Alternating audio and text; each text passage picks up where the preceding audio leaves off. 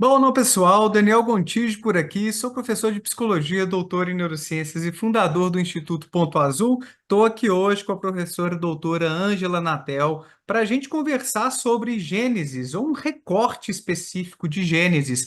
A gente vai ver um pouquinho sobre um possível autor do livro Gênesis, quem foi Adão, quem foi Eva, o Jardim do Éden. Será que eles podem ter existido ou isso é pura mitologia? De onde vem a ideia de pecado original? Qual é o significado da serpente? Haveria uma deusa oculta nessa história, nessa narrativa? E a professora Ângela vai falar um pouquinho também da política que deve estar por trás ou ali no meio da redação e, quem sabe, da edição do texto de Gênesis. Antes de a professora Ângela se apresentar, eu vou agradecer a todos que estão chegando aos poucos aqui na live. Obrigado demais, Hanna, Shaolin, Ivan e demais membros pelo apoio de sempre. Ariel já está ali para coordenar o chat para gente. Valeu, gente. Deixa o joinha, se inscreva no canal. Inclusive, a professora Ângela deu uma aula no nosso curso História da Bíblia, uma aula muito legal sobre a origem de Yahvé. Ela vai até trazer alguns elementos dessa história aqui hoje, inclusive,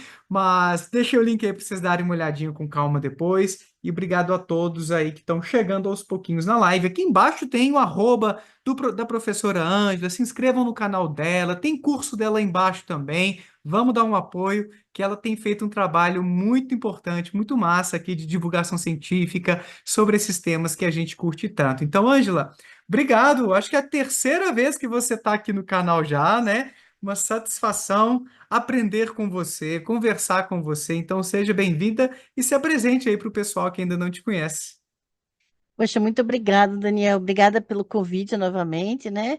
E é a terceira live que a gente faz aqui no canal. Eu agradeço de coração a confiança no trabalho e todo esse carinho, né?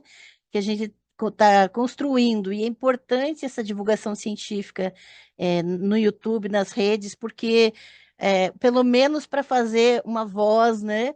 Contra as desinformações, as pseudociências e fake news que são divulgadas o tempo todo por aí, né? Então, eu agradeço também a todos que estão aqui. Eu já vi no chat, no comecinho, que tem gente lá do meu canal, membros do canal que já estão aqui também. Então, eu agradeço de coração Legal. a presença e obrigada por mais essa oportunidade. Maravilha. Eu não sei se eu te apresentei bem, ó. Você tem graduação em teologia, doutorado também em teologia, não é isso? Eu tenho duas graduações, eu tenho letras português e inglês e também teologia. E daí eu tenho mestrado em teologia e doutorado, e também faço parte do grupo de pesquisa de arqueologia do Antigo Oriente Próximo, né?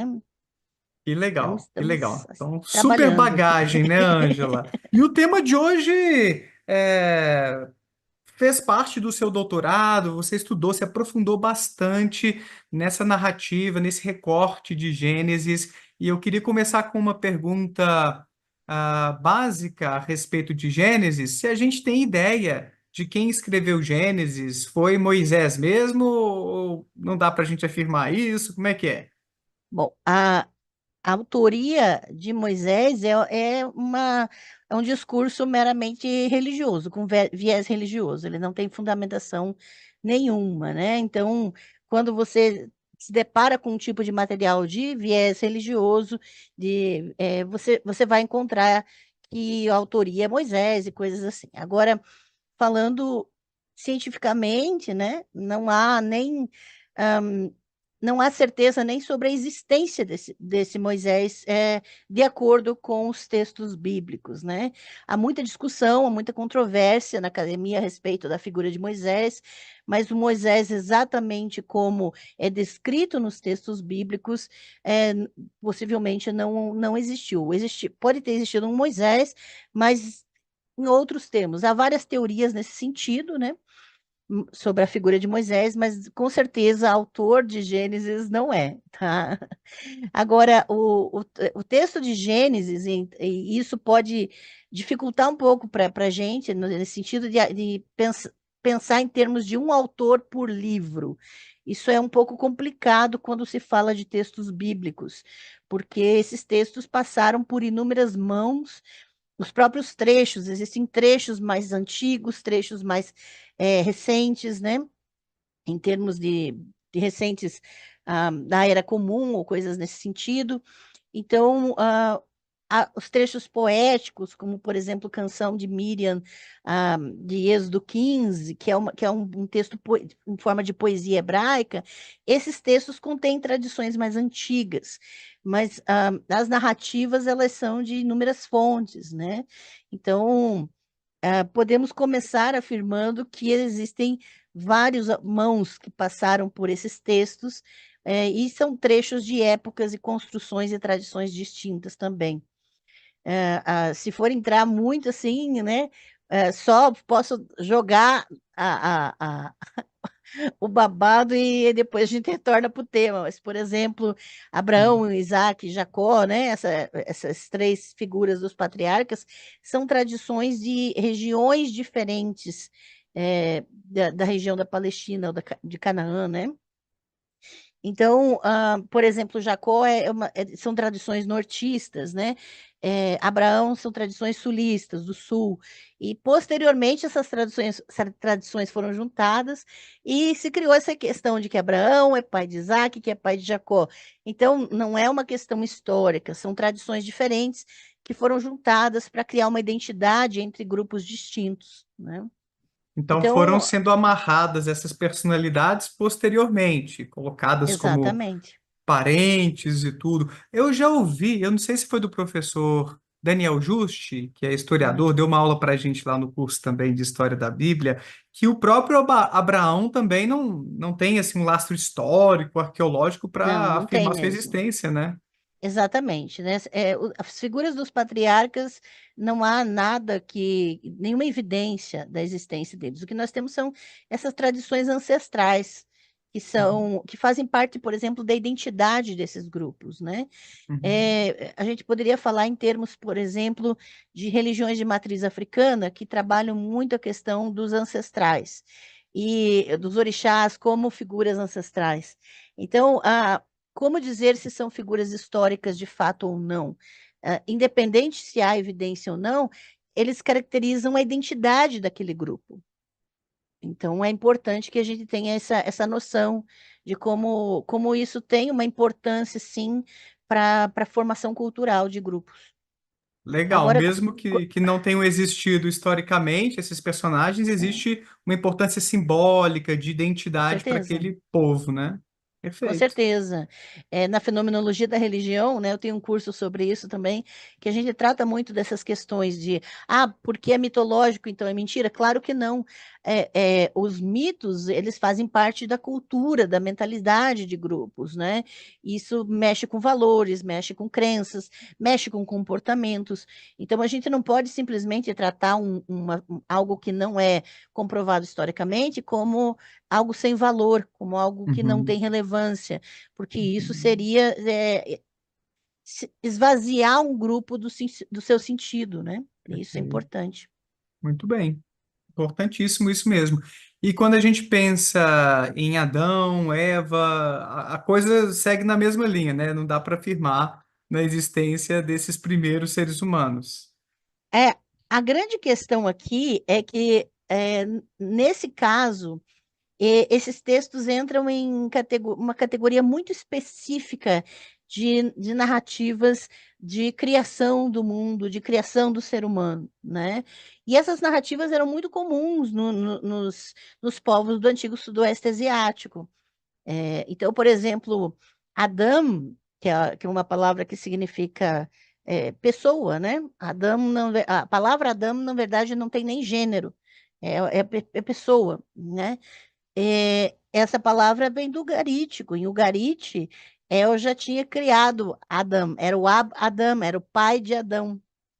Então, para ver que essas referências, elas originais de todo. Elas já são construções dos povos antigos, de criações de pessoas. Até na Suméria também já se criava pessoas a partir do barro. Então, não é uma novidade. Então, primeiro faz parte desse tipo de narrativa.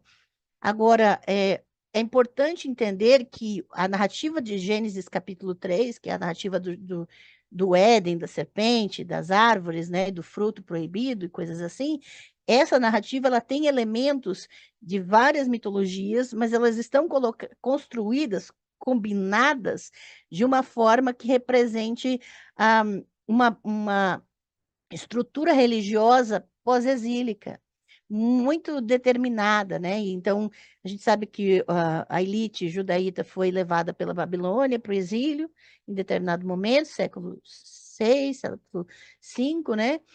Século 6, e aí, antes da Era Comum, e quando essa elite volta, não existe monarquia mais, não vai existir. Então, o que acontece? Os sacerdotes tomam o poder político e estabelecem o que a gente chama de hierocracia. Eu acho que eu até já comentei aqui, não sei se eu comentei aqui nas outras lives, mas basicamente não existe uma teocracia, né? Porque afirmar que existe uma teocracia é afirmar que quem está governando é uma divindade. Então, a hierocracia que se estabelece, é uma elite religiosa no poder político e usando o discurso religioso para legitimar o seu poder, né? Então, essa estrutura ela vai ser refletida nessa narrativa de Gênesis 3, especificamente. E a gente precisa lembrar que o Pentateuco, ou seja, os 5 primeiros livros da Bíblia, eles foram finalizados lá pelo ano 200 antes da Era Comum, muito posteriormente, né? Foi o último trecho da Bíblia hebraica a ser finalizado. Então, a gente tem que ter um entendimento de que esses textos foram, sim, ajeitados politicamente para servir à ideologia de quem finalizou esses textos, né? A gente já já vai adentrar nesse tópico da política, o que esteve por trás e tudo, mas eu achei interessante esse apontamento que você faz, Ângela, porque dá para a gente fazer um link, inclusive, com narrativas a respeito de Jesus, pelo que eu já aprendi com os amigos historiadores, que muitas coisas atribuídas a ele provavelmente foram herdadas de outras lendas, mitos, narrativas sobre heróis, profetas grandiosos e isso foi sendo, então, apropriado pelos cristãos primitivos gradativamente. Não estou dizendo aqui que Jesus não existiu, não dá para a gente ter certeza, mas os historiadores, de forma Exato, geral, falam que é mais provável que tenha existido, pelo menos os que vêm aqui ao canal comentam isso, mas não dá para a gente cravar, né? Assim, existe sempre exato. aquela margem da dúvida na ciência. Mas o que eles colocam aqui é muito provável que tenha havido essa herança de outras Uhum, narrativas, de outros profetas, que foram, então, incrementando quem teria sido Jesus de Nazaré, o Jesus, o Cristo, o ungido. E quando a gente pensa, então, em Adão, Eva, pecado original, fruto proibido, esses elementos já circulavam, então, em outras narrativas, eles foram sendo meio que sincretizados nessa história? É um pouco essa a ideia? é um pouco essa ideia. Eu não chamaria de sincretismo, porque o fenômeno do sincretismo, como nós o conhecemos hoje, é muito específico já com religiões estruturadas, né? Tá, tá. Na antiguidade havia essas trocas culturais, e trocas culturais você vai assimilando características, mitos, e os grupos eram muito mais fluidos, né, nas suas trocas. Haviam muitos grupos nômades na antiguidade, então isso era natural. Então é um pouco, eu diria que é um pouco anacrônico chamar de sincretismo, mas assim, por exemplo, né, até um tempo atrás eu fiz uma live no meu canal sobre mitologia suméria. E no épico de Gilgamesh, você tem uma serpente que rouba a imortalidade de Gilgamesh. Então, essas figuras, né, vão aparecer com muita recorrência, né, nesses textos. E elas vão sendo assimiladas, tranquilamente assimiladas, né? Desculpa, você comentou da questão de Jesus, né, das influências, e eu estou estudando, eu estou estudando uma pesquisa para o estágio pós-doutoral, né, que é exatamente no período persa, e a gente está estudando sobre Zaratustra, e a influência do zoroastrismo no judaísmo e posteriormente no cristianismo. Zaratustra, ele basicamente é, também nasceu de uma virgem, também, né, teve todo o seu caminho de milagres então, quando você estuda a história do profeta do zoroastrismo, basicamente você está lendo um pouco dos evangelhos. Então, ali a gente já encontra alguns elementos que circulavam, que eram crenças comuns a respeito de nascimento virginal, Sim, ressurreição, milagre. Jesus não foi, quem inaugurou esses temas, né, Ângela? claro que Isso não. já E a própria existia. Bíblia Hebraica, eu tenho um curso chamado Metaverso, explorando o livro de Juízes, em que eu demonstro que o próprio Sansão nasceu de um encontro da mãe dele com um anjo e não nasceu do pai dele. Então, no texto Uhum. bíblico, em hebraico, é possível você perceber que houve também essa troca. A mãe dele recebeu um anjo e ficou grávida. Fantástico. E a ideia de pecado original? Isso aí já é original de Gênesis, a gente encontra só ali, ou tem outras religiões com esse tipo de noção, fruto proibido, algo do gênero? Bom, a ideia de pecado é um conceito já cristão, tá? Pecado em si é um conceito cristão. Mas, assim, o que tem nos textos bíblicos, por exemplo, você vai ter a ideia de errar o alvo ou de errar o propósito. É nesses termos que a gente pode entender pecado nos textos bíblicos. Então, existia na antiguidade, em Israel, Judá, principalmente em Judá, né? Com o estabelecimento da monolatria, existe a ideia de um pecado original no antigo, né? Pecado no sentido de não cumprir o propósito divino para a vida deles, né?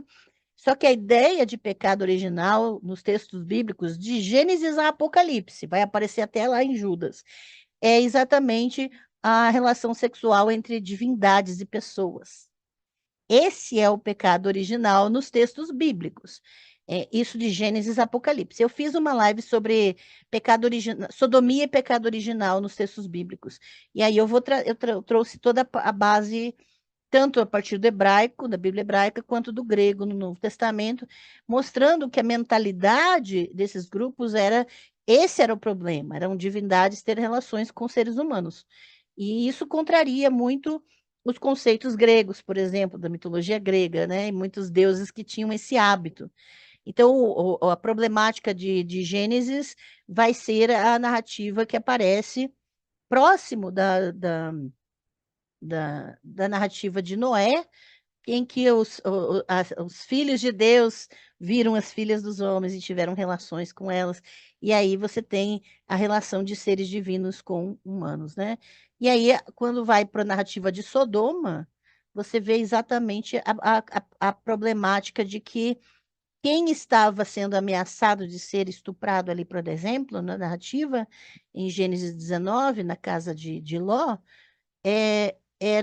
eram anjos ou divindades. Na verdade, nem anjos eram divindades, porque eram duas das figuras divinas que tinham saído do encontro com Abraão e Javé no capítulo anterior de Gênesis 18. Então, você vai ver que ali o perigo era exatamente esses homens terem relações com as divindades. Essa é a noção de pecado original nos textos bíblicos que é condenada extremamente, né? E que vai até lá no livro de Judas remeter novamente essa situação. Agora, a questão de Eva, né, ser a, a maçã, né, que nem tem maçã na Bíblia ali, mas tudo bem, pelo menos não ali em Gênesis 3, né, você vai ter essa construção já nos cristianismos, tá?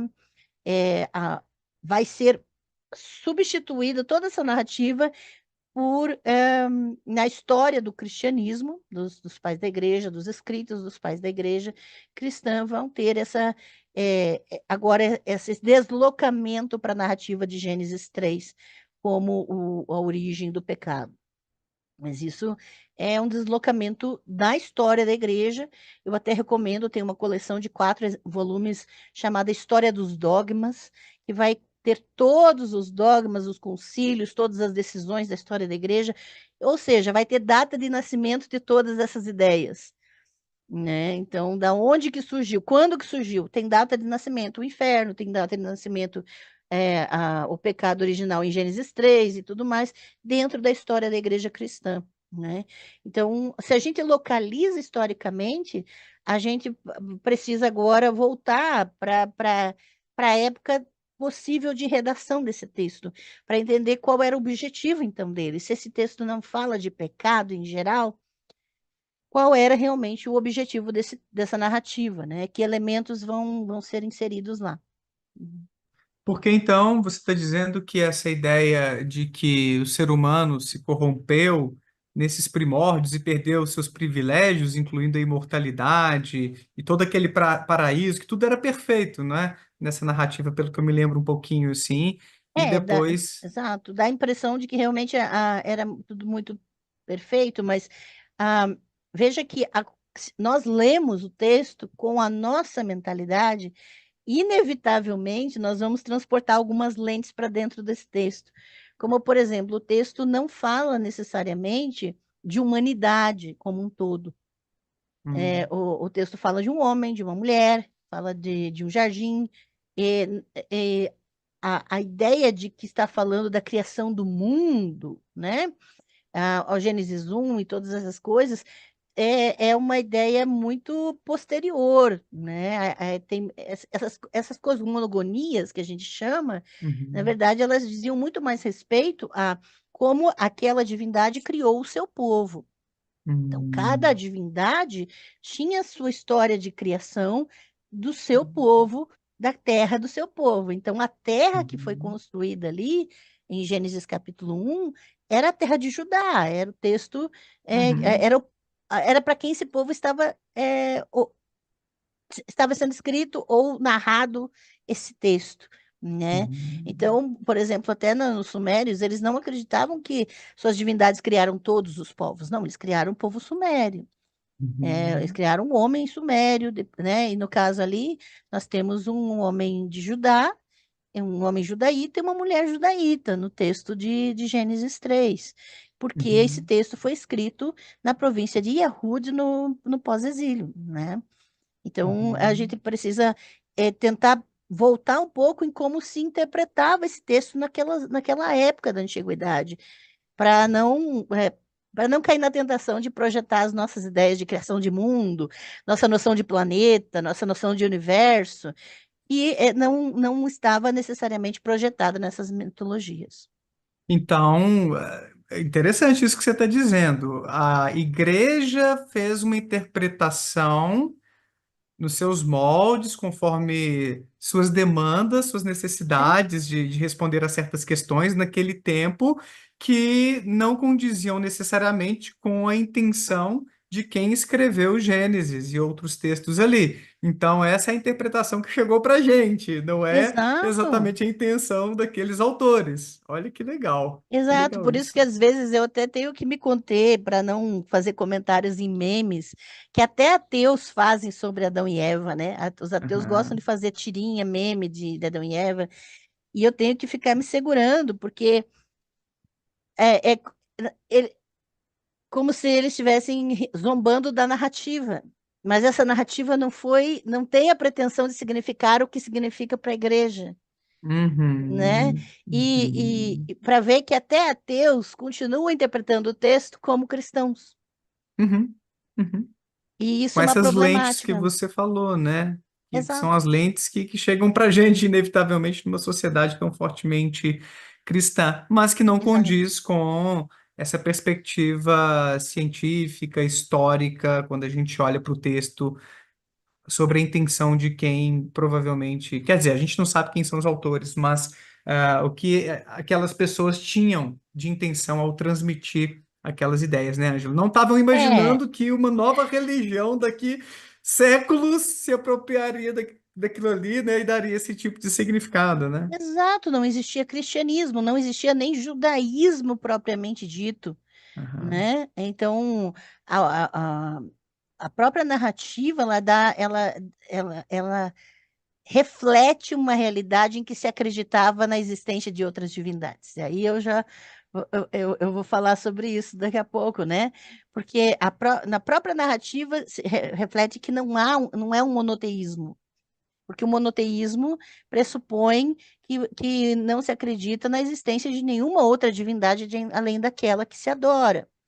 Mas a monolatria é a imposição da adoração a uma divindade, mas concebendo a existência de outras divindades. Sim, sim. Então, aí a gente, na própria narrativa, a gente já percebe que se concebe a existência de outras divindades. Então, nós não sabemos o nome das pessoas que escreveram esse texto, mas nós sabemos exatamente que grupo que escreveu, da onde surgiu essa narrativa, porque ela é uma narrativa de interdição muito pesada, é uma narrativa política muito pesada. Antes de a gente chegar lá, eu queria só te fazer mais uma perguntinha aqui, que eu acho que a gente não encostou nessa cobra ainda. Hoje vamos falar de muitos. A serpente, ela carrega algum significado? Tem algo especial assim para a gente entender como ela foi parar nesse Éden Ah, sim. e fez toda aquilo que está sendo narrado ali? Conta pra gente. Então, em detalhes, a gente precisa ter uma noção, se você fazer uma investigação, e aí eu fiz uma investigação mais aberta em vários povos, culturas, sobre a figura da serpente, né? E aí você vai encontrar inúmeras mitologias e símbolos, né? Por exemplo, no Egito, a serpente, a Naja, né? A serpente em pé, ela faz um movimento, né? Em pé, ela é um símbolo de poder, de autoridade. Inclusive, eu tenho uma imagem da deusa Hathor aqui, em que ela tem uma serpente na mão, né? Ela vai geralmente apresentar assim. Os faraós geralmente também tinham esse símbolo da serpente na cabeça, né? Mas a deusa Hathor, ela vai geralmente estar com a serpente assim, ela no movimento em pé, né? É, altiva. Então, existem simbologias positivas e negativas da serpente em várias mitologias da antiguidade. Geralmente, a serpente em pé, ela tem uma conotação mais positiva. Tá? Geralmente, não é regra, porque ainda tem alguns exemplos que rebatem, né? Mas tem essa noção de divindade. A serpente é muito importante nesse símbolo de divindade e proteção do sagrado, tá? Lembrando que o hieróglifo para deusa na língua egípcia é uma serpente em pé. Olha Né? só, Então, também tem essa questão que precisa ser levada em consideração, né? E as serpentes também aparecem, por exemplo, entre o povo minoico, né, da ilha de Creta. Essa aqui é uma sacerdotisa da deusa serpente. Então, elas usavam serpentes no culto. Essa réplica foi feita pela artista Paula Turriani para mim, de uma imagem, um achado arqueológico, né? Então, ela fez exatamente como é, né? E legal. então, essas sacerdotisas seguravam as serpentes para honrar a deusa serpente, que também era adorada entre os minoicos, né? Na ilha de Creta. Isso na antiguidade, né? Então, outra questão importante é que nos santuários, geralmente, eram colocados serpentes em volta de lugares considerados sagrados. E uma coisa que aparece muito, né? Quem gosta de Indiana Jones, tirando o colonialismo de lado, né? Mas se você assiste Indiana Jones, você vai ver, por exemplo, que há serpentes perto de lugares sagrados, que até o personagem principal tem medo de serpentes. Por que que existem serpentes nesses lugares? Porque na antiguidade, realmente, as serpentes eram consideradas protetoras do sagrado. Até o professor Oswaldo Luiz Ribeiro tem a dissertação de mestrado dele, de 400 páginas, que ele vai trabalhar sobre a serpente de bronze, né? Sobre Nehushtan, mas ele vai falar também sobre os serafim. E a serpente Saraf, né? Saraf é uma serpente também. Então, essas serpentes, você vai ver, por exemplo, na Isaías 6, o serafim em torno de Javé, como que protegendo o sagrado, né? Então, essas serpentes aladas também estão em torno de Javé, em Isaías 6. Então, é muito interessante que essas serpentes, elas vão aparecer geralmente em pé, protegendo o sagrado, junto com divindades, representando o sagrado, ou de alguma maneira enviadas por Deus também, né, pela divindade, como por exemplo as serpentes que que atacaram o povo de Israel em Números, lá, Números 21, que daí teve que fazer a serpente de bronze.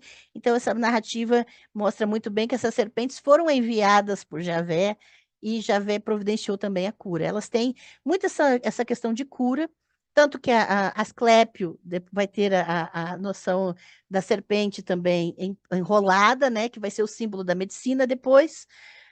Então, todas essas questões estão relacionadas com a questão da cura, do sagrado e coisas positivas especificamente, né? Proteção, Existem, cura, força, mas no caso de Éden não foi bem isso, não. quem diz? Do jardim, foi? Ah, então me explica aí, então me ensina. A visão que as pessoas têm no cristianismo, as lentes do cristianismo, passam para gente essa imagem de serpente como sendo o inimigo, que plantou ali a semente do mal, mas não é bem essa ideia, Não, então, eu fiz uma originalmente. brincadeira para botar Ah, tá. dúvida. Será que é isso que eu li mesmo? Né? Mas no próprio texto, a figura da serpente, em Gênesis 3, vai ter uma conotação dúbia a princípio, porque quando começa Gênesis 3, diz que a serpente era o mais astuto dos animais. É interessante que no hebraico, o texto ali, a palavra hebraica para astuto, né, referente à serpente, é da mesma raiz que os versículos anteriores, no final do capítulo 2, diz que Adão e Eva estavam nus e não, né, tipo assim, não, isso não era problema para eles, né? Mas a palavra nu, no final do capítulo 2 e referindo-se a Adão e Eva, é da mesma raiz desse termo para dizer que era astuta a serpente. Isso também é interessante, porque o que, que nudez e ser astuto tem relação? Veja como a tradução acaba distanciando a gente do sentido, na verdade, né? Do que realmente pode ter a referência que estava se fazendo ali, a serpente, né? Então, a serpente é elogiada no começo do capítulo 3, e daí ela é inserida na narrativa, né? Mas a grande questão é que existe uma palavra antiga para serpente, no hebraico antigo, que é reva. Então, reva seria serpente, tá? E existiam também, eu li um tempo atrás um material em inglês sobre história da fundação da Escócia, para ver como eu leio coisa assim, nada a ver com a pesquisa. Mas aí o que eu encontrei nesse livro? Que na antiguidade eles fazem uma relação com os fenícios, que fizeram um intercâmbio com os povos que moravam ali na região da Europa, e haviam os revitas, o povos da serpente. E daí você tem ali o termo que se refere ao hebraico antigo como reva, né? A serpente. Então, veja que você vai encontrar isso assim em lugares inesperados, né? Quem era Reva, além do serpente? Reva era uma divindade, né? Era uma deusa. Tanto que nas cartas de Amarna, né, até o professor Ademar Kiefer publicou um livro sobre as cartas de Amarna, e ele mostra o documento do rei de Jerusalém, da antiga Jerusalém, né, que era Abdi-Reva, o servo de Reva, era o rei de Jerusalém na antiguidade. Então, até essa é uma pesquisa que o professor Ademar, conversei essa semana com ele sobre essas coisas. Ele disse: não, a gente tem que estudar sobre a religião antiga de Jerusalém, porque essa deusa está lá. E começou, né? Então, vamos conversar, né? Possivelmente vai sair um artigo sobre isso ano que vem. Então, o rei de Jerusalém era um servo de Reva. E um dos guerreiros de Davi, né? é, chamava Elireva, ou seja, meu El é Reva, meu Deus é Reva. Isso que significa É a Elireva, serpente, né? meu Deus. É, na verdade, Reva é a serpente, mas é uma divindade, né? Certo, Então, certo. e ele era um dos guerreiros de Davi, e Davi é tido como aquele que fundou Jerusalém, né? Uhum. Então, inaugurou Jerusalém em Judá. Então, veja que existem todos esses apontamentos para uma divindade chamada Reva, Uhum. que é representada por uma serpente que era adorada em Jerusalém, né? A minha teoria Uhum. é de que ela era padroeira de Jerusalém, tá? Uhum. Agora, se você olhar mais um detalhe no hebraico, a questão é que se você lê o texto em português, você perde, porque os Ah, tradutores eles vão traduzir até os nomes próprios, né? hum. Eva não é Eva, em hebraico é Havá. E você tem, então, que é muito semelhante a Reva, tá? Havá, que tem a ver com respirar, com existir, com ser, né? E então você tem essa semelhança muito grande no hebraico entre o nome da mulher com o nome da serpente, com Reva, Mas né? você entende que o significado disso é que essa divindade teria sido representada nessa narrativa, então? Com certeza. E não é só por causa disso. Uhum. Que Então, por mais? exemplo, vamos entrar na narrativa, pode ser? Aham. Então não tem nada a ver com Satanás, de acordo com essa teoria aí. Não, nem de acordo com essa teoria, Satanás, nem de acordo com todo, isso é consenso na É, academia, né? Não tá. existe a noção de Satanás antes do exílio, antes do contato com o Império Persa, porque essa noção Uhum. de dualismo, bem e mal, é do zoroastrismo. Então, Uhum. antes do contato com o Império Persa, você não vai ter Satanás, não, né? E até eu tenho uma live sobre isso no meu canal sobre Ó. todas as ocorrências do termo Satã na Bíblia hebraica e demonstro que até tem textos que mostram que Javé era Satã. Então, né? Só Quê? olhar. Viu? Ó, ele mandou falar no assunto, né? Ângela, o Eu pessoal tô vai com o meu achar. negocinho aqui porque eu sou autista, né? Isso aqui né? Senão eu olho para baixo porque eu tô com o meu Ah, negocinho de não, não, girar. não tem problema. Fica tranquila, tranquila. Mas depois vamos voltar nesse tópico aí de Javé e Satã. Eu vou te perguntar Sim, isso depois, mas vamos só sim, concluir à sobre a vontade. serpente primeiro, que eu tô assim ainda querendo entender. Uhum. Então é consenso na academia que não tem nada a ver a serpente com Satanás, isso é uma Não, interpretação cristã cristã. tardia. Uhum, Exato, aham, nada a ver. exatamente. E porque a elaboração de uma personificação do mal é pós-exílica, realmente não. Antes do exílio, Javé fazia o bem e o mal. Então, a gente precisa ter essa noção, tá? Isso antes do exílio, as divindades, elas tinham poder sobre o bem e sobre o mal. Elas eram complexas, tanto quanto os seres humanos. Então, isso é muito mais evidente. No pós-exílio, você vai ter. Mas a narrativa de Gênesis 3 não foi feita no pós-exílio? Foi. A grande questão é que ainda não tem a imagem de um Satanás igual nós temos, de 2000 anos de história da igreja cristã, que foi criada uma imagem muito específica sobre o que é Satanás. Então, nem no contato, nos primeiros contatos com os persas, eles tinham essa ideia, né, de um Satanás como nós temos hoje. E realmente identificar a serpente de Gênesis 3 com o Satanás, propriamente dito, é uma criação, uma elaboração cristã. Então, não existe cristianismo, a gente não pode falar sobre isso aqui, né? Não existe cristianismo na elaboração desse texto. Por isso a gente tem que o tempo todo ficar descascando, tirando as camadas cristãs, porque não existe cristianismo aqui, quando esse texto foi escrito. Então, a gente vai ter que descascar Mas bastante. existia uma intenção maligna representada ali na serpente? Como é que você Então, entende? É. como é que aí você tem a indicação de que grupo escreveu esse texto? Que um determinado grupo colocou uma divindade de forma maligna, de forma astuta, de forma que pode enganar, que pode mentir para as pessoas. Então, que grupo tem interesse em fazer com que uma divindade adorada pelo povo tenha essa fama, essa má fama? Eram sacerdotes que tomaram o poder político no pós-exílio. Então, você vai ter o que eles queriam, centralizar o culto em Javé.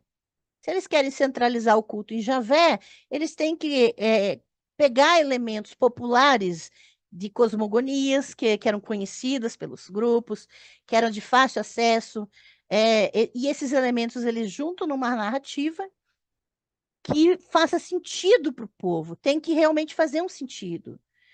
E aí, quem ouve, eles não precisavam dessa aula, dessa explicação que eu estou dando aqui, porque eram elementos conhecidos, eram elementos, nomes. Ravá, é claro que ia conectar com a serpente, é claro que ia conectar os elementos. Então, eles ouviam e eles entendiam o recado. A grande questão é que não tem só uma divindade feminina nesse jardim. Você tem uma árvore que é proibida. E que divindade era adorada e representada por uma árvore? Axerá. A deusa Axerá era representada pela árvore. Os lugares altos, as árvores sagradas, os cultos em torno de carvalhos, em torno de, né? Isso está em todo, até Abraão tinha um santuário em torno do carvalho, Jacó fez sacrifício embaixo de uma árvore frondosa, e você vai ver uma árvore que é proibida dentro do jardim. Só que a grande questão é que você vai ter dentro desse jardim uma árvore da vida, uma árvore do conhecimento do bem e do mal. Então você tem duas árvores ali. Uma árvore que dá a vida e a outra que é proibida. E aí o que acontece? Você vai ter a serpente, que vai induzir a se alimentar daquela árvore proibida, ou seja, uma divindade que vai levar a outra, que era a religiosidade popular. Quem vai cair na história? A mulher, que também representa, tem um nome relacionado a essa divindade, é uma forma também de desmoralizar as mulheres, que eram as sacerdotisas da deusa, dizendo elas não devem ser ouvidas, elas não devem ser seguidas, né? E você tem um homem ali. Quem é Javé na história? É a árvore da vida. Javé agora está usurpando a figura da deusa. Javé é a árvore da vida. Tanto é que em Oséias vai ter um texto, né, que Javé vai dizer, até o Wellhausen defendeu uma tese, e essa tese já entrou na quinta edição da Bíblia Hebraica, que é de que existe um texto em Oséias que Javé diz: Eu sou a sua Asherá. Javé, eu sou a sua Nat e a sua Asherá. Então, Javé está se colocando. Agora, o que os redatores dos textos estão colocando? Que Javé agora é que está substituindo essas deusas. Ele está se apropriando dos símbolos dessas deusas. Então, você tem uma árvore da vida, a árvore proibida, do conhecimento do bem e do mal. Na verdade, é um conhecimento daquilo que é bom e daquilo que é mal. É mal com U ali, na verdade, não com L. E aí a gente tem a serpente, a mulher e o homem. E aí você tem o homem representando exatamente os camponeses, os homens, né? E você vai precisar elaborar toda a narrativa para mostrar que as mulheres, elas se degradaram por causa da deusa, elas se deixaram levar por causa da deusa. E dessa forma, quando os homens seguem essas mulheres, ou vão até os santuários em que essas mulheres são sacerdotisas, eles merecem a expulsão daquele jardim, daquele santuário. E a estrutura, até na minha tese eu coloco a figura, né? Eu comparo a estrutura, o desenho do jardim com o desenho do tabernáculo, do templo, do santuário em Judá.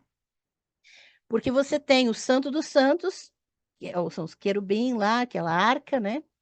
E você tem os elementos no santo lugar, e na porta, na porta do santuário, você tem a imagem de querubim, né? Quando Adão e Eva são expulsos do jardim, quem é colocado na porta do jardim para impedir que eles entrem? Querubim. E aí você tem a imagem do jardim refletindo a imagem do santuário, porque agora eles não têm acesso à árvore da vida, da mesma forma que eles não têm acesso ao Santo dos Santos. Porque cultuaram a divindade errada, entre aspas, na Exato, visão e daqueles precisam. sacerdotes. E olha que esse discurso é tão impactante e violento ao mesmo tempo, porque justifica por que que as pessoas dependiam dos sacerdotes para chegar a Javé. Eles agora precisam dos intermediários dos sacerdotes. Esse discurso vai colocar mais poder na mão dos sacerdotes. Quer dizer, eles não têm acesso, eles foram expulsos do jardim. Então, agora, somente através dos sacerdotes eles têm acesso a Javé. Então, é um instrumento, um discurso político muito forte, que vai empoderar os sacerdotes, né? E Legal. até esqueci de pegar a imagem aqui, mas eu tenho também uma réplica que a Paula Turriani fez para mim dos Lamachu, que são figuras aladas, né, na antiguidade e que representavam também seres que protegiam espaços sagrados. Então, a serpente vai ser substituída pelos querubins. Os querubins são descritos assim, como seres alados, dessa forma, com rostos de homem. E Uhum. então, a figura, e era uma figura que tinha desde o período da Mesopotâmia até a Babilônia e Pérsia. Então, era muito conhecida essa figura. E eles sabiam que os querubins, na porta do santuário, impediria qualquer pessoa de entrar, só poderia entrar os sacerdotes. Uhum. E essa figura é descrita como sendo colocada no porta do jardim, para impedir que Uhum. as pessoas entrem novamente lá. E tenham acesso à árvore da vida. Então, Uhum. veja que o próprio Javé se torna inacessível aqui. Uhum.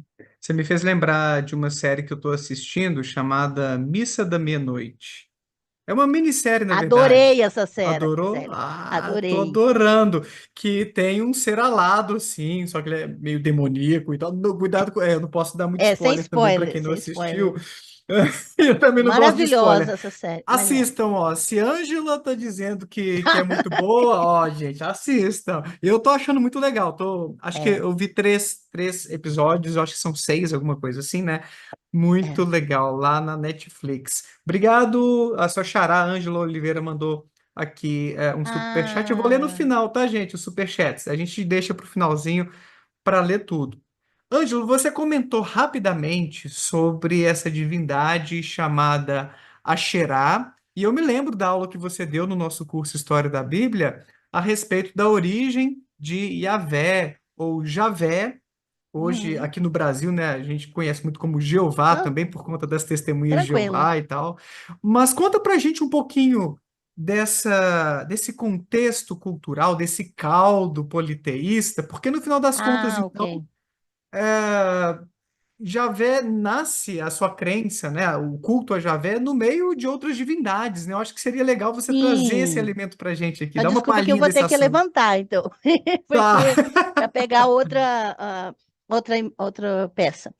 Então, por legal. exemplo, essa peça aqui é uma das mais fundamentais a respeito da relação de Javé com outras divindades, né? Então, esse aqui é uma réplica de um pedaço de vaso, né? E que é perto do deserto do Sinai, ali, né? Da região do deserto, com Tlet Ajrut, e que isso aqui é século 8 antes da Era Comum, tá? Então, você tem uma imagem, um cara meio bovina, inclusive, né? Um casal aqui, e tem uma frase em paleo-hebraico que está: Eu te abençoei por Javé e sua Asherá. Então, essa peça aqui é basicamente a peça clássica, né? Tem outras peças, outros elementos que eu trabalho no meu canal. Tem muitas lives, tem uma playlist só chamada Asherá lá no meu canal. Então, o pessoal pode ficar à vontade, né? Então, Javé e Asherá eram adorados juntos, não só popularmente, mas durante o período da monarquia, era um casal divino que era adorado no templo em Jerusalém, pelos próprios monarcas, né? E aí você vai ter, por exemplo, isso é tanto em Israel quanto em Judá, Israel Norte, né? A grande questão é que é, vai haver uma proliferação, desculpa, de santuários populares, os famosos lugares altos, né? E existem 40 ocorrências do nome Asherá na Bíblia hebraica. Só que os tradutores escondem essas 40 vezes, né? A maior parte você vai ler lá em português, poste ídolo, lugar alto, poste sagrado. E quando você vai ver no hebraico, está lá o nome da deusa, Asherá.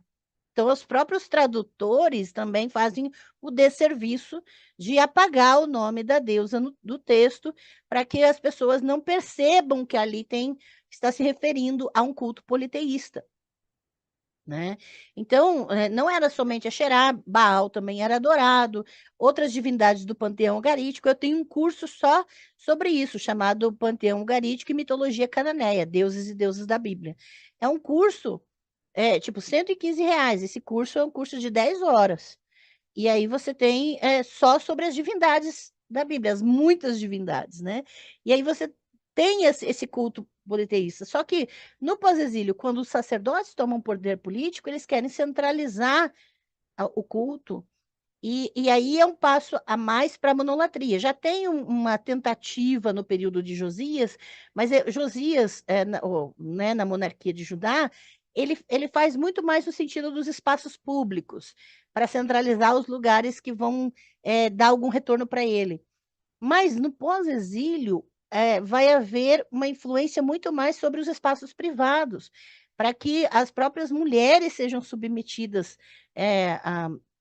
a questão das leis de pureza e impureza, que também é uma influência persa, e tantas questões que vão colocar os sacerdotes como autoridade máxima até sobre os pensamentos do povo, né? Sobre o que eles devem crer, o que eles devem valorizar e coisas assim. Mas qual seria o interesse deles de estabelecer essa monolatria ou até posteriormente o monoteísmo, deixar essas outras divindades para lá e vamos concentrar nossa energia, nosso tempo apenas em Yahvé? Tem assim estudos a respeito disso, Ângela, de qual era o Tem, contexto político para esse movimento? tem estudos sobre isso, mas eu levanto duas questões importantes. Uma, essa a influência persa tem a ideia de que a divindade ela tem que ser uma divindade imperial, né? Então você pode crer no que você quiser na questão do Império Persa, né? Tanto que os persas são conhecidos como intolerantes, aquela coisa toda nos estudos, mas a grande questão é que eles toleram, ou seja, permitem que você tenha o seu santuário, a sua crença, mas mantém a presença deles lá e mantém a questão das trocas culturais. Tanto é que Javé ele vai mudando suas caracterizações e no pós-exílio ele é uma divindade muito mais parecida com o imperador. Então tem essa influência do Império Persa, tá? Ele vai ser parecido com a Ahura Mazda, que é a divindade do zoroastrismo, né? Outra questão importante é que existem as ofertas, e nós não estamos falando aqui de dinheiro, tá? Porque o povo lê na Bíblia sobre oferta e pensa em dinheiro, já projeta dinheiro para dentro da Bíblia, mas a gente tem que cuidar com o anacronismo, a gente tem que ver a questão cultural, a questão de como funcionava, né? E a gente vai ter as casas de tributos, sim, mas é importante entender que ofertas também eram entregues nos templos, nos santuários. E aí, quando você centraliza também para onde vão essas ofertas. E ela também envolve uma questão econômica, envolve uma questão de poder e controle também. Tanto que Javé vai sendo cada vez mais distante, uma divindade cada vez mais transcendente. Antes era representado por imagem, era representado sempre presente no meio do seu povo, e depois, no pós-exílio, ele vai se distanciando, como esse caso da árvore estar fechada no jardim, né, a árvore da vida, assim como Javé estava fechado no Santo dos Santos, de que ninguém podia entrar lá. E essa ideia de um Javé transcendente imperial, cada vez mais distante, como um imperador. Que para você chegar nele tinha vários intermediários. Então, essa ideia também é uma estratégia de controle, porque você vai assumindo que os olhos de Javé estão por toda a terra, por exemplo. Ou seja, você não o vê, mas ele está te vendo. Isso é um discurso de controle, que mesmo que onde os sacerdotes não estavam, as populações são controladas porque tem essa ideologia implementada na sua mente, de que elas têm que ser fiéis, mesmo na ausência dos sacerdotes, porque Javé está olhando para elas. E isso é uma estratégia de poder muito forte, que acontece até hoje, né? Quanto mais transcendente a divindade, mais controle a elite religiosa tem sobre o povo. Me corrija se eu estou equivocado, mas eu tenho uma vaga lembrança de, na sua aula lá no nosso curso História da Bíblia, você mencionar que Yahvé era representado como um touro no início, ou era outra divindade que Isso, foi acoplada a Yahvé? Me não, explica isso. era como um touro, porque as divindades, é, Elef, Elef é touro, é boi, né? Em hebraico. E a primeira letra do alfabeto, o Aleph, por isso Aleph, né? Era a carinha de um boi. E representava sempre as divindades mais importantes, a divindade superior nos panteões. Então, El, em Ugarit, que era o deus principal, era representado por um boi. Baal, quando assume o lugar principal numa determinada região, ele é representado por um boi ou touro, né? Então, Javé também, e existe, inclusive, tem um artigo do professor Ademar Kiefer, né, que ele fala sobre é, é, Javé como representado por um touro jovem, né? E ele defende que aquelas acusações dos santuários de Samaria e Betel, os touros que estavam em Samaria e Betel, que são sempre demonizados ali na narrativa bíblica, que esses touros não representavam Baal, mas representavam Javé. O que acontece é que agora os sacerdotes querem fazer o quê? Eles querem que não tenha imagens de Javé em qualquer lugar. Agora tem que dizer que Javé só está no santuário aqui, onde os sacerdotes mandam. Então eles têm que dizer que Javé agora não pode ser representado por nada, nenhuma imagem mais. Então é aqui que vai surgir essa ideia de se proibir imagens né, de Javé. Exatamente porque não podemos ter santuários concorrentes, tá? Isso Muito é muito legal. importante. Muito legal, Ângela. Estão chegando mais superchats aqui, já vou ler, gente, daqui a pouquinho. Mas, Ângela, eu queria voltar na pauta principal nossa, do Jardim do Éden, Adão, Eva, serpente. É claro que isso tudo está conectado, né? Longe de me dizer que são assuntos totalmente independentes, nada disso. Mas explica um pouquinho mais para gente do que tem de lastro político por trás da construção dessa narrativa. Você já deu aí já suas pinceladas, mas mostra para a gente agora esse cenário completo para a gente visualizar. Tá. Então, nós temos um jardim que representa o santuário. Um santuário ideal, como você bem mencionou no começo, um lugar perfeito, em que homens e mulheres têm acesso, né? Então, uma religiosidade aberta, tranquila. Só que a árvore, a deusa Xerá, agora é proibida. Ela tem um fruto que é proibido. Ela vai. Até tem a ideia de que as pessoas vão se tornar como Deus, né? Se tomassem do fruto daquela árvore, coisas nesse sentido. É, e no culto a deusa Xerá, as mulheres, tanto homens quanto mulheres, serviam. Mas tinha uma proeminência porque as mulheres poderiam ser sacerdotisas nesse culto.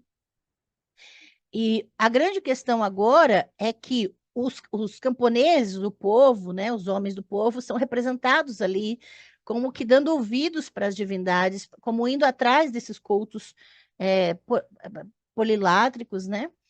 E com isso, o- a narrativa vai deixar bem evidente que ao fazer isso estão desobedecendo uma ordem direta de Javé, né? Então, existe uma culpabilização que vai focar principalmente na figura da mulher.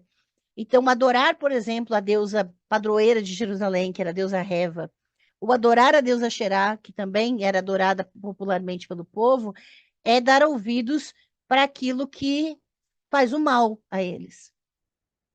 E por isso eles seriam conhecedores tanto do bem, daquilo que é bom, quanto daquilo que é mal. E os homens ao darem ouvidos, a consequência disso foi que eles foram afastados de Javé, da árvore da vida, eles não tinham mais acesso à vida. Javé assume agora, existe toda uma proclamação de que Javé assumiu o lugar de Asherá. A Asherá que estava junto do templo, ela não deve ser mais adorada. Porque era comum a imagem de Asherá, até temos no texto de Ezequiel a imagem do ciúme, né, que estava no templo, que tem que ser retirada, e coisas assim. Tem artigos pesquisadores que defendem que essa imagem do ciúme era a imagem da deusa Asherá, que vai ser demonizada pelos sacerdotes, porque o Ezequiel não era um profeta, Ezequiel era um sacerdote, né? Ele mesmo se apresenta como sacerdote no início do texto. Então, nós temos aqui sacerdotes com um discurso de centralização. E lembrando, o discurso religioso é um discurso de legitimação política.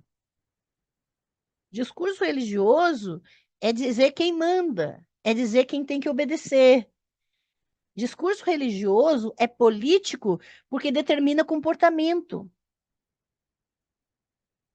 Então, não dá para dizer que discurso religioso não é político, porque vai determinar comportamento, porque vai controlar consciências, porque vai determinar valores. Então, não tem como desconectar um discurso religioso de um discurso político. Tá? E dessa forma, eles são conduzidos à narrativa de que eles não têm acesso a Javé no santuário, no templo, exatamente porque adoraram outras divindades. Então, os sacerdotes vão justificar a forma de culto que estabeleceram. Para quê? Para que o povo dependa da intermediação do sacerdote, para que eles tenham poder, privilégios e também a economia voltada para eles, é exatamente dizendo: nós estabelecemos que somos os intermediários, mas nós somos os intermediários porque vocês foram expulsos do jardim, porque vocês adoraram as deusas. Então a culpa é de vocês, não somos nós que criamos essa situação para vocês. Vocês se colocaram nessa situação. Então veja que o discurso de poder religioso, ele vai sempre culpabilizar as vítimas dessa ação religiosa. Vai colocar que eles não têm acesso direto à divindade por responsabilidade deles mesmos, por terem adorado as deusas. E é uma forma de interditar o culto às deusas e Uhum. dizer que eles não podem mais seguir e dizer que as mulheres são perigosas e por isso elas são impuras quando nascem, são impuras quando menstruam, são impuras o tempo todo, porque a legislação de pureza e impureza vem nesse período. Olha então Então, como essa teoria, esses estudos, Ângela, mostram, eu acho que é um exemplo muito interessante. O que você, às vezes o professor também, Oswaldo Luiz Ribeiro, e os historiadores, Chevitarés, Juliana colocam isso também, e mitos não são só narrativas especulativas sobre como as coisas começaram, as cosmogonias.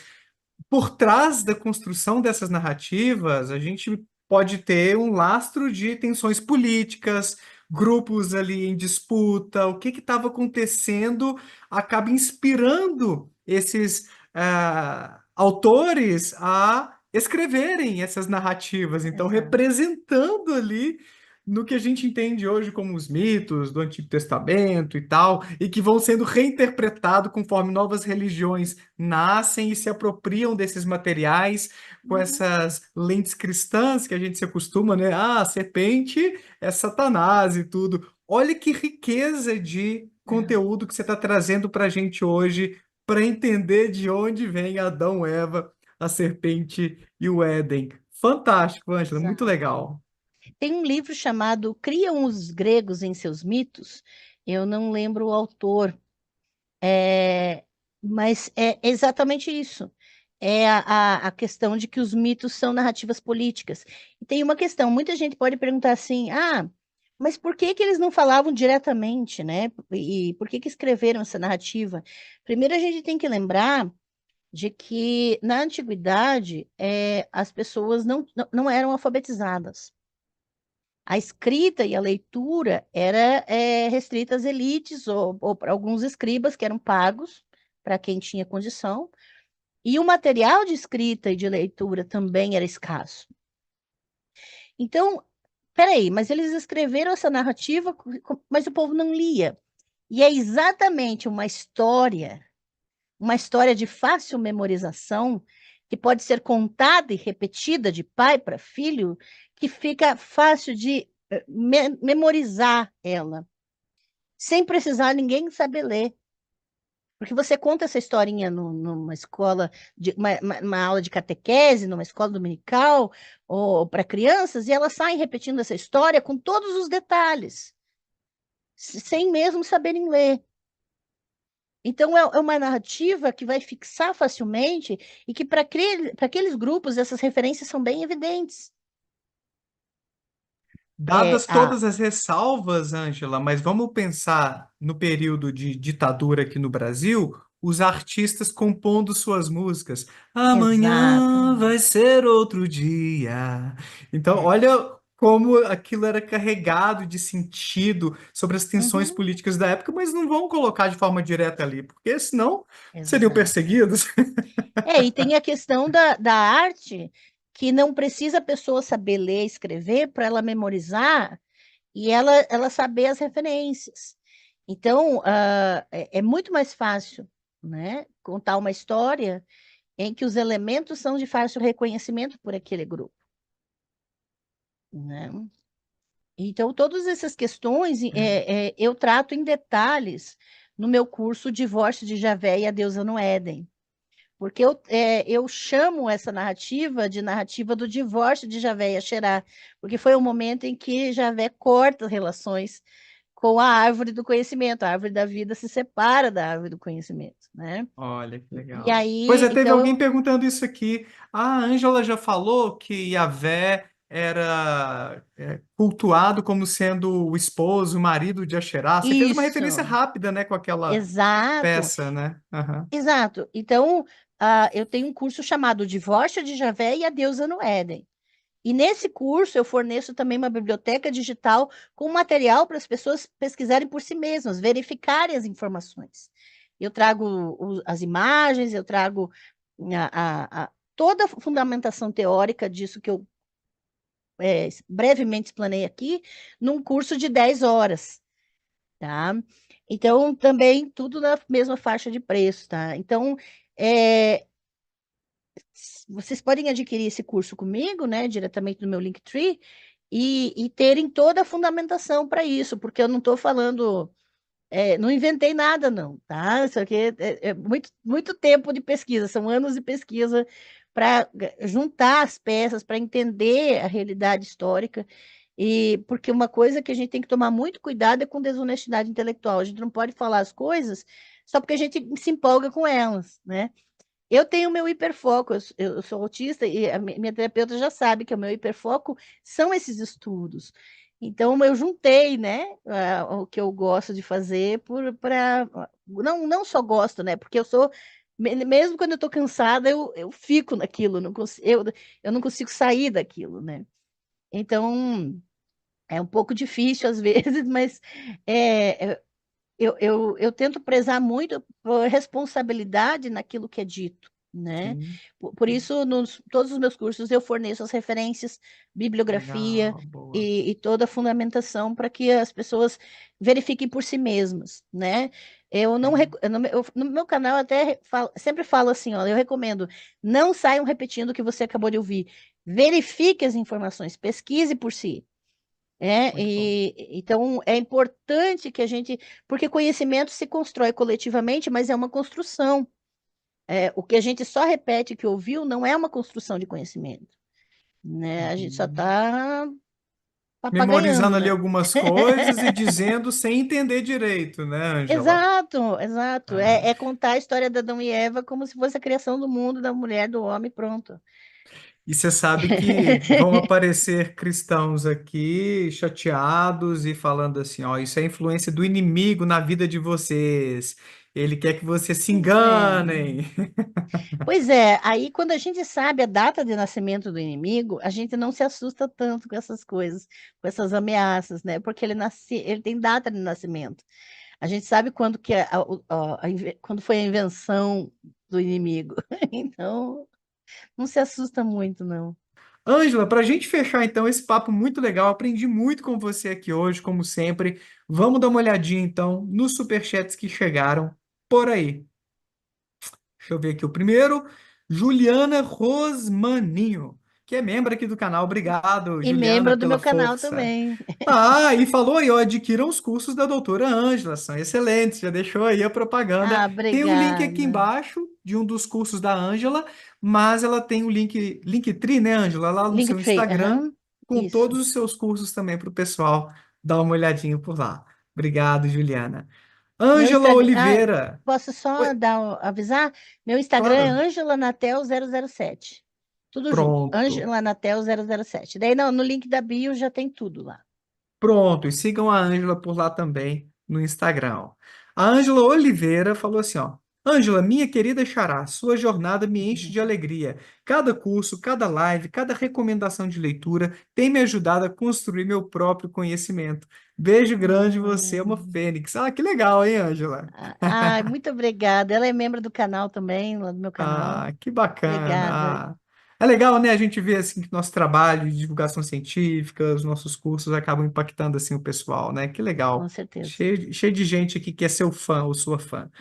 Wilker Mendonça, boa noite. Gostaria de saber da doutora Ângela qual a possível relação entre a serpente presente no chá da floresta, Aya, a serpente da Bíblia e a pitonisa no oráculo de Delfos. Muito obrigado. Tem relação, Ângela? Ah, ok. Então, não existe uma relação direta, que são culturas muito distantes. Muitas vezes, né? Você veja que nós localizamos a narrativa da serpente do Éden no período persa, né? O período a partir de Ciro, o período persa aquemênida, né? Que a gente chama. Então, essas relações não são diretas, tá? Você vai encontrar, por exemplo, na pesquisa, uma diferença entre influência e paralelismos, paralelos. Uhum, Então, são paralelos, né? Mas existem, por exemplo, até hoje, elementos em uma cultura e que são muito semelhantes a outra cultura de outro continente que nunca se encontraram. Então, a gente também tem que verificar que nem sempre essas semelhanças têm uma influência direta, têm uma relação direta, tá? Recomendo cuidado. uhum. Boa, boa. É, chegou só mais um aqui, superchat do Antão Souza.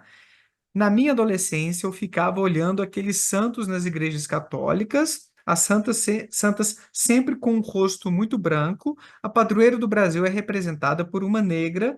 Qual a verdade sobre isso? Então, sobre as santas, o tom de pele dessas santas, enfim, estão pedindo aí um comentário. Você tem conhecimento a respeito disso, Ângela? Sim, inclusive, a semana passada eu fiz uma live só sobre Maria, tá? Então, eu recomendo, vai lá no meu canal que ficou gravada essa live, né? De Axerá Maria, da heterologia a instrumento colonial. E aí eu aponto essa questão de que o uso da imagem de santas, que tem características dos povos colonizados, é também uma forma de colonização, uma forma de acoplar aqueles povos, de fazerem com que eles aceitem a colonização que estão recebendo, né? Então, é um instrumento de poder você pegar elementos culturais e assimilar nessas religiões monoteístas. Os monoteísmos, eles são fundamentados em colonialismo, tá? E a gente precisa ter essa sensibilidade, e foi interessante ele observar isso, né? De que essas mudanças são características populares, fazem com que essa religião seja mais aceita, fazem com que o povo seja receptivo ao que está sendo ensinado ou imposto, de certa forma, né? Então, isso eu trabalho muito nesse instrumento colonial, na live que eu fiz semana passada sobre Maria. Tá? Vai lá no canal, na aba de vídeos ao vivo, está lá gravada já. Muito bem, tá aí um tema super interessante também. E obrigado, gente, pelos superchats, pelas perguntas, os comentários. Pessoal, te adora, viu, Ângela? Que bacana. E eu agradeço demais a sua terceira participação aqui no canal. Aprendi muito com você. Estou muito contente que sua aula foi um sucesso lá também no nosso curso. Está gravadinha lá para quem entrar Que agora bom. poder assistir. Obrigado pela parceria, viu, Ângela? É sempre bom contar com professores tão capacitados, tão bacanas, que fazem esse trabalho tão importante de difusão do pensamento crítico, de conhecimento, como você tem feito aqui. Então, é uma honra ser colega seu, te receber aqui, trocar essas ideias com você. Então, faça suas considerações finais e, mais uma vez, obrigado, Ângela. Poxa, muito obrigada, Daniel, pelo carinho, pela confiança no trabalho também, né? E pelo privilégio de ter me dado essa oportunidade de compartilhar mais um tema cabeludo aqui. Eu não sou cabeluda, mas os temas que eu trato são, né? E aí, eu agradeço muito essa oportunidade de compartilhar conhecimento, compartilhar pesquisa de anos, né? A gente, às vezes, faz pesquisa fechada num lugar e é difícil. Se você publica numa revista científica, poucas pessoas têm acesso, e isso me dói bastante, né? Essa é uma das razões pelas quais eu criei os cursos e criei também o canal no YouTube com lives semanais, né? Então eu agradeço todos pela presença e convido todos para as minhas redes, que com certeza é, a gente não está construindo sobre o vazio, a gente está construindo sobre o fundamento coletivo de pesquisadores e pesquisadoras de séculos, né, de muito tempo mesmo, e isso é a nossa alegria fazer parte desse coletivo que trabalha com honestidade e responsabilidade, né? Então, muito obrigada Muito bem. mesmo pelo carinho e pelas oportunidades, Daniel. Tamo junto, Ângela. Chegou o superchat enquanto eu estava aqui encerrando. Se der tempo, o Ivan Rosa, que é membro do canal também, pediu para você dizer se existe uma tradução mais confiável da Bíblia, que seja mais próxima.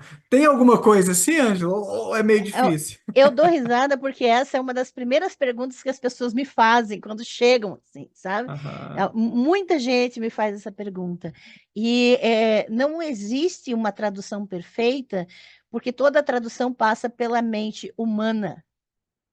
E é importante que a gente fale sobre isso também, que não existe imparcialidade e neutralidade nem na ciência. A gente não pode falar de neutralidade absoluta porque a gente se distancia até certo ponto dos objetos de pesquisa, porque nós não conseguimos sair de nós mesmos, da nossa posição social, da nossa posição psicológica, emocional, para analisar o objeto de pesquisa. Então, toda tradução é um tipo de interpretação. Eu trabalho com tradução há mais de 20 anos, então realmente não existe uma tradução excelente, ideal, e preciso avisar que se alguém disser que a sua tradução não precisa ser verificada porque é isenta, porque é neutra, fuja. Fuja na direção contrária, porque a pessoa não está sendo honesta, porque não existe essa imparcialidade e neutralidade completa. Toda tradução é uma escolha, então é importante que a gente tenha noção sobre isso, né? Mas, assim, preciso dizer, né, que eu tenho curso sobre quase todos os livros da Bíblia Hebraica, e quando não é um curso, eu tenho live sobre, né? E o que que eu faço? Eu mostro o que está no hebraico, mostro as possibilidades e mostro as escolhas que os tradutores fazem. Então, não é uma questão de eu dizer eu estou traduzindo melhor. Eu estou mostrando as escolhas e você decide se engole aquela tradução ou não, né? Mas a gente precisa saber quais as possibilidades a partir do texto original. E muita gente não tem acesso hebraico, então, por isso, eu explico literalmente os textos hebraicos nos meus cursos, né? Os termos e todas as dificuldades das traduções. Fora esses problemas de tradução, essas questões que você muito bem sublinhou, existem os problemas de cópias e adulterações que as escrituras sofreram ao longo do tempo. É difícil, né, Ângela, a gente chegar no que seria o original, aquilo que o autor Não, exatamente escreveu e queria passar. A gente pode ter aproximações, estudos que levam a conclusões sobre o que é mais é, plausível e tudo, mas muita coisa se perde nesse caminho, né? Séculos e séculos é, de traduções e adulterações. tem dois pontos que eu considero fundamentais. Primeiro, ter consciência de que não existem originais. Não existem originais. Tudo que existe são cópias, de cópias, de cópias, de cópias. Então, essa aproximação ao que poderia ser o texto original sempre vai ser uma hipótese, né? E tem outra questão que você precisa levar em consideração é que a maior parte dos, se não quase todos, os tradutores da Bíblia são monoteístas. E isso vai influenciar diretamente quando eles vão traduzir textos de épocas que não existia monoteísmo. As escolhas ali das palavras, de como eles vão retratar aquele silenciamento de outras divindades que você Exato. comentou mais cedo, né, Ângela? É, o exemplo de Deuteronômio 6 ali, é, ouve, ó Israel, Javé, teu Deus, é o único Senhor. Isso aí já é uma escolha monoteísta, porque a palavra Hum, ali é errad, é um, não é único. Javé, hum. teu Deus, é o número um em hebraico, não é a Como se fosse palavra único. como se fosse o primeiro entre os deuses, algo, É algo assim um, mais importante? É um. é um, Hum, é o número um ali. uhum, E por que que eu coloco o único? uhum, uhum. Então são vários os casos aí onde essas escolhas acabam dando um sentido diferente teologicamente motivado, né, Ângela? É muito Sim. interessante isso. É, Tradutores monoteístas, traduzir textos de épocas que não existia monoteísmo, para mim é uma aberração. eita, nós. Semente da polêmica plantada para a gente encerrar, hein? Isso, adoro. Agora eu vou dormir, feliz. Ângela, obrigado, gente. Durmam com essa. Não temos os originais. É bem distante o que a gente tem em comparação com aquilo que os autores provavelmente escreveram. Mas é um tema legal demais. É muito massa a gente poder contar com professores tão experientes, gabaritados como a Ângela, o Oswaldo Luiz Ribeiro e o André, que vem difundindo tanto conhecimento e ajudando a gente a pensar mais criticamente sobre esse compêndio, não é nem um livro, né, gente? É esse aglomerado de livros que é a Bíblia. Então, mais uma vez, Ângela, parabéns pelo trabalho, obrigado demais por esta live. E pessoal que acompanhou aí, valeu demais. Deixa o joinha, se inscreva no canal, acompanhe o trabalho da Ângela aí embaixo e bora com a gente nessa aprender um cadinho a mais. Um abraço a todos, valeu, Ângela, mais uma vez. Tchau, tchau. Tchau.